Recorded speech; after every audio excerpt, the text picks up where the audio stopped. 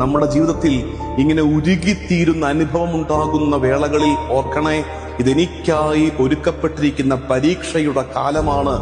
ആ പരീക്ഷയിൽ വീഴാതിരിക്കാൻ എന്ത് ചെയ്യേണ്ടത്?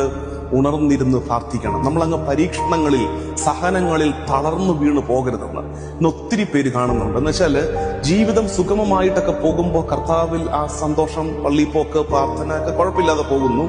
ഒരു പരീക്ഷ ഉണ്ടാകുമ്പോൾ, ഒരു പരീക്ഷണം ഉണ്ടാകുമ്പോൾ നമ്മളങ്ങ് തളർന്നു പോവുകയാണ്.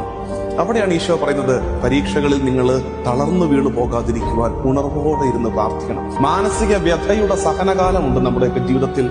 ഒറ്റപ്പെടലിന്റെ, തെറ്റിദ്ധരിക്കപ്പെടലിന്റെ, കാര്യമില്ലാത്ത കാരണത്തിന്റെ പേരിൽ കുറ്റാരോപിതരാകുന്നതിന്റെ ഒക്കെയുള്ള ഹൃദയവ്യഥയുടെ വേളകളിൽ എന്ത് പറഞ്ഞ് ഞങ്ങൾ പ്രാർത്ഥിക്കണം? എന്താ ഞങ്ങൾ പറഞ്ഞ് പ്രാർത്ഥിക്കേണ്ടത്?